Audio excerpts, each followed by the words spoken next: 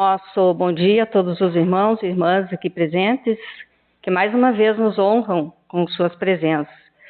E como nossa irmã nos disse na prece, né, vamos ser imensamente agradecidos por essa manhã de domingo maravilhosa, com este sol que nos aquece, tanto o nosso corpo físico, mas principalmente nos traz a alegria de viver. E eu começo essa minha exposição, que é sobre juventude e velhice, relembrando que esse mês de outubro nós estamos tendo uma série de fatos bastante importantes para nós, desde o começo do mês, desde do início, né, com o nascimento de Kardec, que nós relembramos, agradecemos muito a esse nosso grande amigo codificador da doutrina espírita, até nós chegarmos na data de ontem, que foi o dia relembrado para comemorarmos o Dia das Crianças, e a Igreja Católica, igualmente, a sua reverência a Nossa Senhora Aparecida, e hoje essa mesma igreja terá um fato bastante importante, que é a canonização da pequenina irmã Dulce, a baiana, e que nós rogamos a essa espiritualidade de luz, o amparo, para que essa irmã possa continuar onde estiver no plano espiritual, agindo em benefício de tantos quantos necessitam do seu amparo e da sua ajuda espiritual. E relembro também nesse momento, e aqui venho renovar o pedido da campanha em benefício do nosso pequenino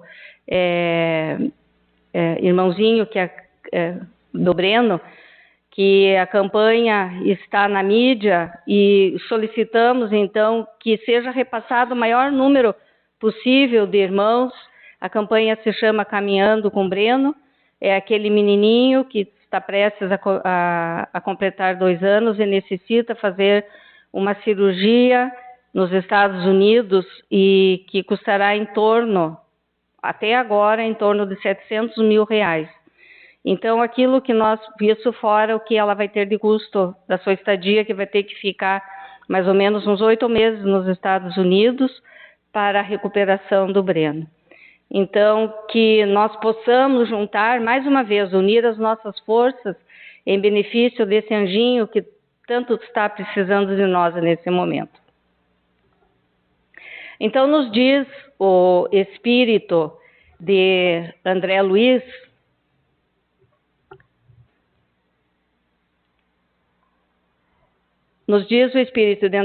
que a infância, a juventude, a madureza e a velhice são simples fases da nossa experiência material, que todos nós vamos ter que passar, e que vai nos trazer, através de toda essa completude, um grande aprendizado até nós chegarmos à nossa idade, que é considerada a velhice. A vida é uma essência divina, como nós já podemos ver pela nossa própria existência, e a jovialidade é essa seiva, é aquilo que sai dessa essência divina e que é eterna no nosso espírito imperecível, que não morre jamais. E sem sombra de dúvidas, a fase juvenil é a fase que é uma das mais estuantes, assim, que traz inúmeras consequências, inúmeros caminhos, inúmeras possibilidades para o jovem no campo da reencarnação. Mas essas experiências podem tanto se tornar boas como ruins, dependendo da energia que vai ser empregada ao longo da nossa existência, desde o momento da nossa reencarnação. Ser jovem no mundo é uma excelente ocasião para nós promovermos grandes feitos em todas as áreas, presididas no bem. Contudo, o jovem não deve esquecer de que, pelas leis que regem a vida, certamente o jovem adentrará na ordem natural, que é a faixa dos que sentem hoje o pêndulo dos anos. Não sei se seria aqui o peso, vai depender isso da nossa vivência, da nossa evolução espiritual, de aprendizados e de grandes lutas. E pensando no que o jovem poderia estar pensando em receber na sua vida, por ocasião da velhice, é bem importante que desde já nós possamos incutir nos nossos jovens esse amor, de como servir no presente com entusiasmo e devotamento aquelas pessoas que são mais velhas, a melhor idade, que muitas vezes convivem, como a página inicial da leitura, às vezes 4 gerações estão ali no mesmo lar convivendo, e o que não é fácil, mas é um aprendizado para todos nós. O jovem de hoje, pelas determinações biológicas do planeta, será com certeza o velho de amanhã. E o ancião de agora, pela lei sublime da reencarnação, assim como nós atendemos, como nós a entendemos, será o jovem do futuro. Então é um ciclo de vida que não cessa jamais, né? Pelas nossas possibilidades das nossas sucessivas reencarnações.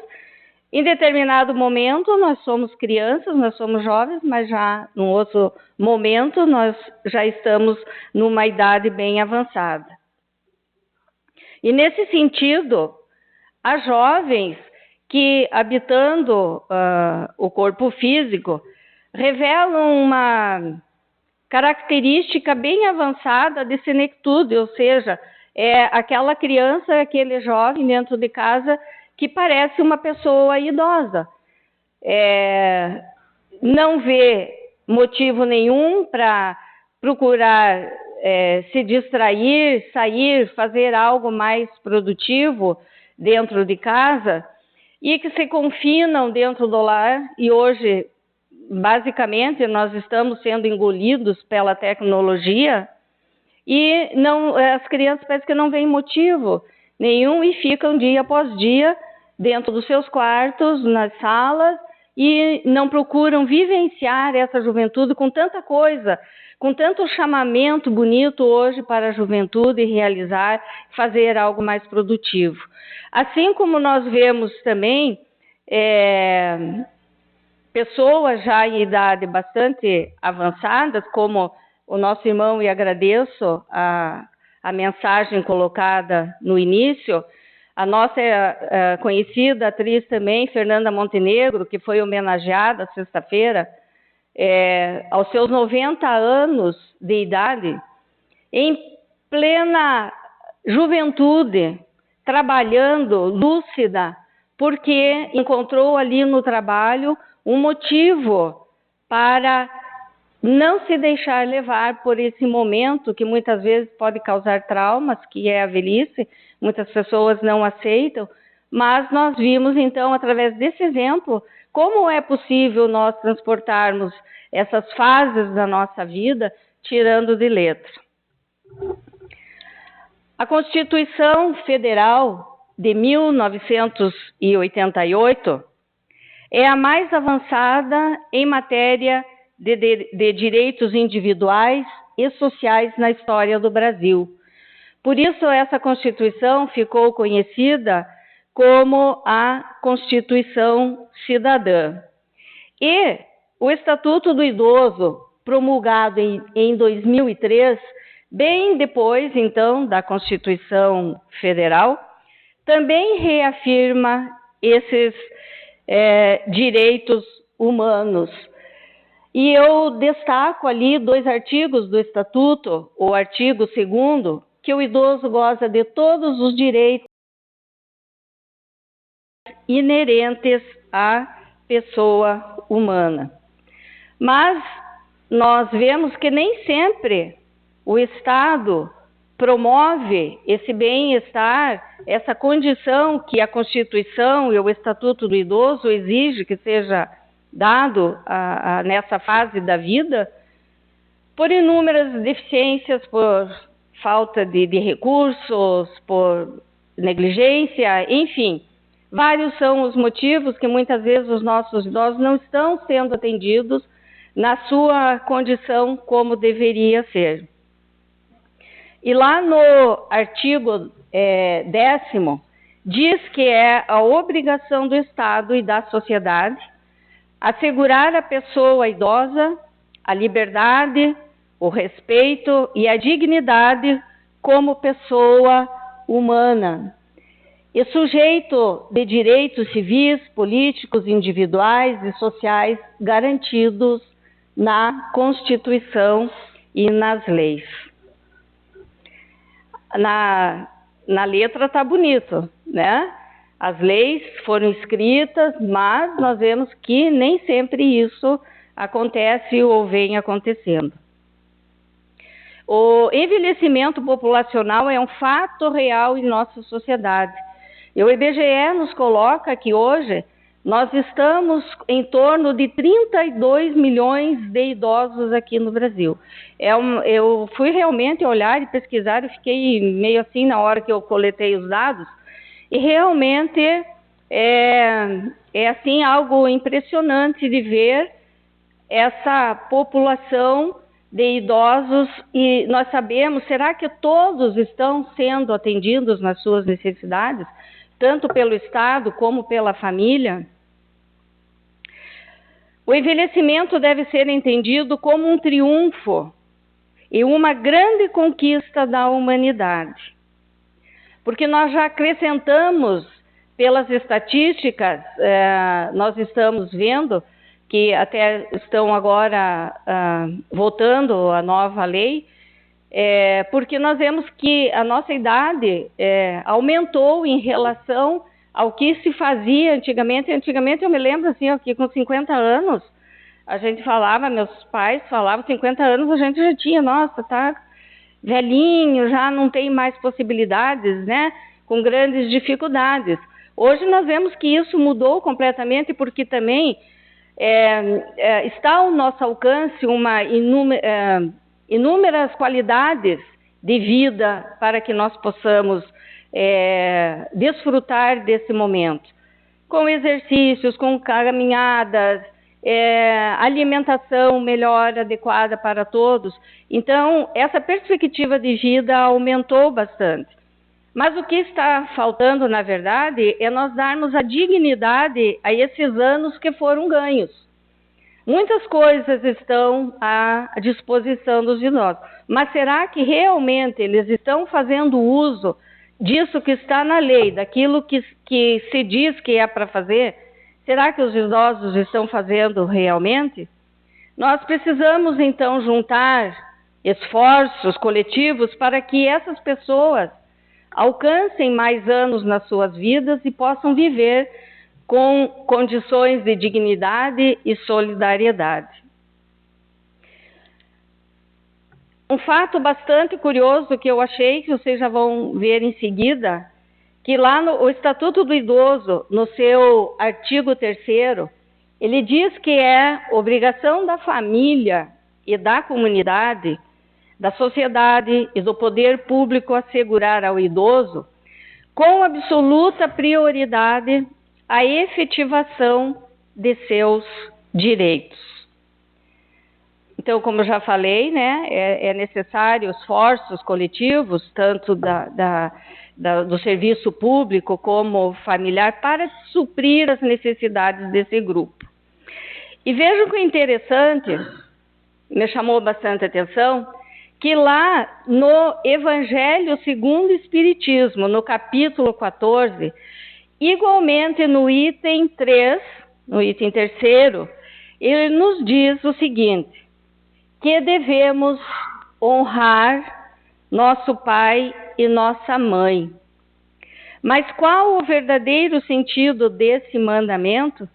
Então, me chamou justamente a atenção, porque o Estatuto do Idoso, ele vem já em 2003, e o Evangelho segundo o Espiritismo, 1857. Então, nada é por acaso. A espiritualidade, com certeza, está sempre organizando esse trabalho espiritual a fim de que nos chame a atenção, a fim de que nós possamos coletar o maior número possível de instruções e para o nosso entendimento. Mas qual o verdadeiro sentido desse mandamento que nós devemos honrar nossos pais por serem já de idade ou não? Ele encerra toda a obrigação dos filhos perante os pais, traduzida pelo amor, respeito, atenção, submissão e condescendência para com eles. Então, é o dever da piedade filial, honrar pai e mãe, é respeitá-los nas suas necessidades e proporcionar-lhes repouso na velhice e cercá-los de todos os cuidados, de todo o carinho, de toda a atenção, porque, como falei lá no início, essas fases da nossa vida são cíclicas. E vai chegar um momento que nós vamos estar na condição desses pais com idade avançada. E assim nós devemos fazer o mesmo, porque eles fizeram assim conosco na infância. Nos educaram, nos cercaram de amor, de carinho, seguraram nas nossas mãos, nos deram de comer, nos ensinaram as primeiras palavras. E quantos idosos hoje, nessa mesma situação de criança, nós nos vemos envolvidos na família. Mas o que nós devemos entender, na verdade, por a piedade filial? Então, é essa obrigação incondicional que nós temos aos nossos pais e idosos de cumprir para com os deveres impostos pela lei, de caridade e amor, de modo mais rigoroso para com os nossos pais do que aquele que nós demonstramos de um modo geral ao nosso próximo. E a escritora espírita Lúcia Moisés, no livro Nas Mãos Amigas dos Pais, ela nos diz que hoje em dia tem se inventado muitas coisas para tornar a vida dos idosos ou das pessoas da terceira idade ou da melhor idade, como queiramos dizer. Uns não aceitam, né, esse termo, mas como melhor idade? Não vejo nada de melhor idade em torno dos 70, 80 anos de idade. E Lúcia Moisés nos diz o seguinte, que acredito que só está sendo mais movimentada, estão dando mais coisas para os idosos fazerem, mas na verdade a gente nunca sabe o que acontece no interior, o que vai por dentro, o que vai no espírito, na alma das pessoas idosas. E às vezes por trás dessa fachada alegre, por trás de um bailinho que o jovem é levado para um grupo de terceira idade, muitas vezes isso é só a fachada, mas há um mundo de tristeza e solidão incorporados a esses nossos irmãos. Os direitos humanos e o respeito não envelhecem, nós sabemos disso. Viver mais vem acompanhado de muitos desafios em nossa vida. Ao se viver mais, com certeza todos nós, não só hoje os nossos idosos, mas nós mesmos, né? Vamos querer viver com dignidade, respeito e condições favoráveis que sejam incorporadas à nossa vida cotidiana, ao nosso dia a dia. O envelhecimento é um processo sequencial, cumulativo, irreversível. Não tem mais volta. E universal. Existem alguns, principalmente no Japão, a gente vê a qualidade de vida dos idosos, é muito interessante. Há uma tolerância maior para esse processo do envelhecimento. E Kardec nos diz que os corpos são, assim, uma espécie de pilhas ou aparelhos elétricos nos quais a atividade do fluido vital determina o fenômeno da vida. E a cessação desse fluido vital, que é o fluido da criação, a cessação dessa atividade, com certeza vai nos causar a morte.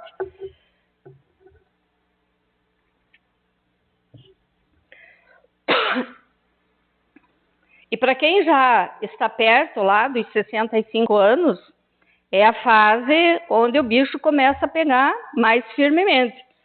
Então, essa idade inicia-se aos 65 anos, o período que nós chamamos de velhice, devido ao declínio de certas capacidades que tiveram, e todos envelhecem, mas cada um no seu tempo e atendendo às suas peculiaridades.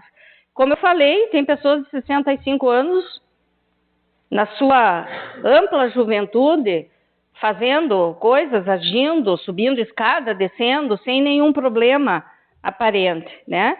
Mas em nível cerebral, a partir dos 25 e dos 30 anos, o indivíduo vai perdendo essas células nervosas ou os neurônios até atingir essa idade mais avançada. Então, há uma diminuição no cérebro, cerca de 20% de capacidade neuronal.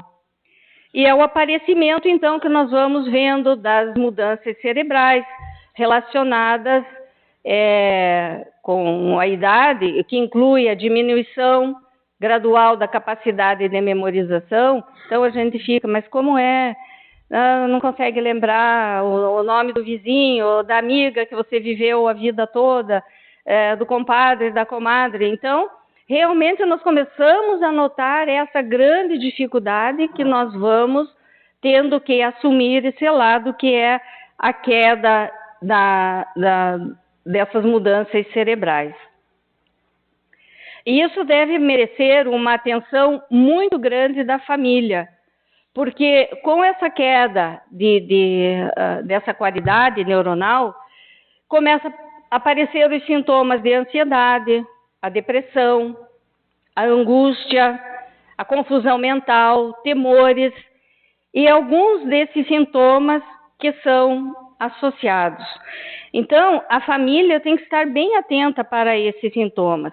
E ela continua a ser a melhor garantia do bem-estar material e espiritual dos seus membros idosos, despertando nesses o interesse pelo bom aproveitamento do tempo para aprender coisas. Todos os dias nós temos a oportunidade de aprender para que nós possamos evoluir. E é bem importante o acompanhamento espiritual dos idosos nessa fase, para que não caiam numa depressão. O lado espiritual, então, ele tem uma importância muito grande, que a família possa fazer um acompanhamento, fazendo o evangelho no lar, trazendo para assistir uma palestra, e que ele possa se sentir também útil, de alguma forma, dentro da casa espírita também. Então, é todo um combo, né, de fatores que vão levar com que a pessoa tenha uma qualidade melhor de vida. Então, os legisladores fizeram as leis e continuam fazendo, mas nenhuma lei é capaz de fazer um idoso ser amado pelo pessoal mais jovem da família. Então, a gente vê que os jovens hoje eles têm uma restrição bastante grande em demonstrar afeto, demonstrar carinho pelos seus avós, pelas pessoas que são mais idosas e muitas vezes até com desdém, com deboche. Mas isso pode ser mudado, com certeza, se o exemplo vier do próprio lar, corrigindo, mostrando que um dia cada um de nós estará nessa situação também. Ninguém vai fugir disso. Mas o que Jesus nos falou sobre a velhice? Jesus compara então a velhice ao fruto da árvore.